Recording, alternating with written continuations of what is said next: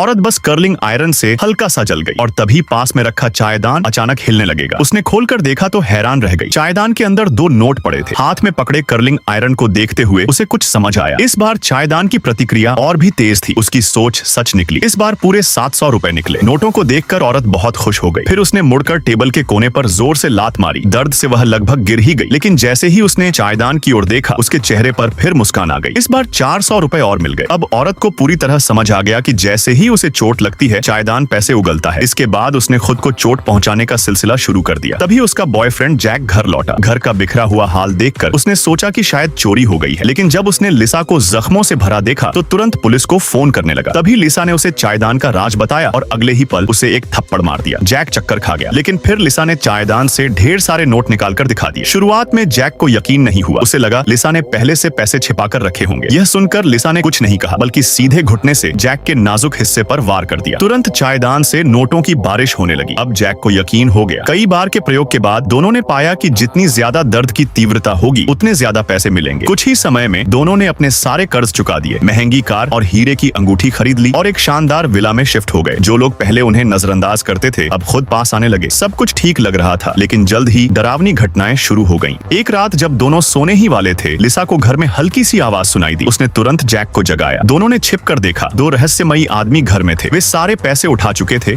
और कह रहे थे कि यह चायदान उनका पारिवारिक खजाना है। लिसा को कुछ भी सुनना मंजूर नहीं था। वह अपना पैसा वापस चाहती थी। झगड़ा शुरू हो गया। इसी दौरान चायदान जमीन पर गिर पड़ा। एक आदमी उसे उठाने ही वाला था, तभी दूसरे ने उसे रोका। दोनों पैसे लेकर भाग गए। लिसा अपने खून पसीने की कमाई लूटती देख बेकाबू हो गई और उनके पीछे दौड़ी, लेकिन वह उनका मुकाबला नहीं कर सकी और एक मुक्के में बेहोश हो गई। होश आने पर दोनों बचे खुचे पैसों को देखकर टूट गए। उन्होंने सोचा था 1 लाख कमाकर रुक जाएंगे, लेकिन अब उन्हें फिर से वही रास्ता अपनाना पड़ा। वे फिर से खुद को चोट पहुंचाने लगे ताकि चायदान पैसे देता रहे। लेकिन कुछ समय बाद लिसा ने देखा कि अब पैसे कम निकल रहे हैं। छोटी मोटी चोटें अब काम नहीं कर रही। तब वे एक बार में गए जहां जैक ने जानबूझकर एक ताकतवर आदमी से झगड़ा किया। उसे बुरी तरह पीटा गया। चायदान ने पैसे तो दिए, लेकिन जैक की बैंड बच गई। एक दिन कचरा फेंकते समय जैक की मुलाकात एक रहस्यमयी व्यक्ति से हुई, जिसने खुद को पुरातत्वविद बताया। उसने चेतावनी दी कि यह चायदान अपशकुन है। अगर वे नहीं रुके तो अंजाम बहुत भयानक होगा। यह सुनकर जैक डर गया, लेकिन तभी लिसा ने एक नई बात नोटिस की। जब पास में कोई और गिरकर चोट खाता है तब भी चायदान पैसे देता है। यह जानकर वे तुरंत बॉक्सिंग एरिना गए, जहां दूसरों की चोट पर वे पैसे कमाने लगे। फिर वे टैटू पार्लर गए, अस्पताल गए, जहां भी लोगों को दर्द होता उन्हें पैसे मिलने लगे। जल्दी ही उन्होंने फिर से ढेर सारा पैसा इकट्ठा कर लिया और इस बार सुरक्षा के लिए एक तिजोरी भी खरीद ली। लेकिन जैसे जैसे पैसा बढ़ता गया, लिसा का लालच भी बढ़ता गया।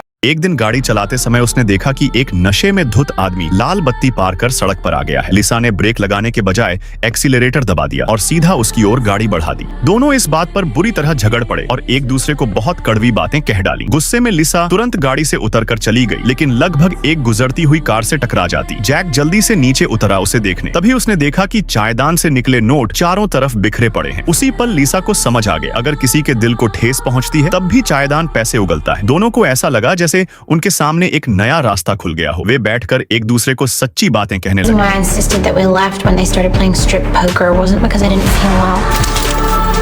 I still have the sex tape that I made with the girl that took my virginity. I let Arnie go for me. You what?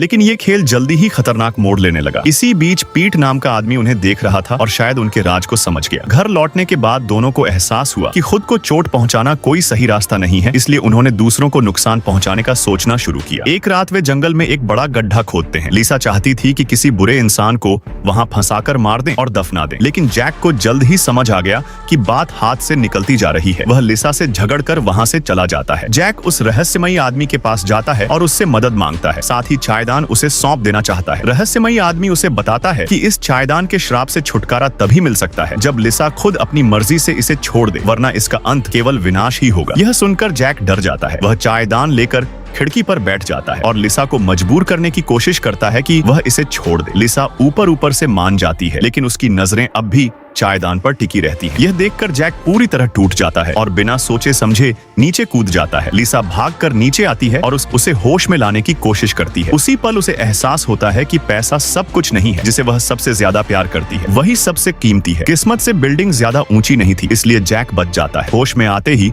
दोनों एक दूसरे को गले लगा लेते हैं। अगले दिन वे पड़ोसी के घर पहुंचते हैं। दरवाजा खोलते ही अंदर चारों तरफ खून और नोट बिखरे पड़े होते हैं। तभी पीट बंदूक तानकर उनके सामने आ जाता है। वह उनकी जान लेकर पैसे कमाना चाहता था। जैक मौका देखकर उसकी बंदूक गिरा देता है और दोनों के बीच लड़ाई शुरू हो जाती है। तभी अचानक पीट की गर्लफ्रेंड भी बंदूक लेकर आ जाती है, जिससे हालात और बिगड़ जाते हैं। जब पीट हमला करने ही वाला होता है, तभी पहले वाले दो रहस्यमयी आदमी अचानक अंदर घुस आते हैं और गोलीबारी शुरू हो जाती है। जैक और लिसा छिप जाते हैं। कुछ देर बाद जब सब शांत होता है, जैक उठकर देखता है कमरा पैसों से भरा पड़ा है और बाकी चारों लोग जमीन पर मरे पड़े हैं। आखिर में जैक और लिसा चायदान और सारे पैसे लेकर वहां से निकल जाते हैं। रहस्यमयी आदमी पहले से उनका इंतजार कर रहा होता है। वे चायदान उसे सौंप देते हैं और सारे पैसे जरूरतमंद लोगों को दान कर देते हैं। फिर वह आदमी चायदान को गहरे समुद्र में फेंक देता है, जहां उसे कोई कभी नहीं ढूंढ पाता।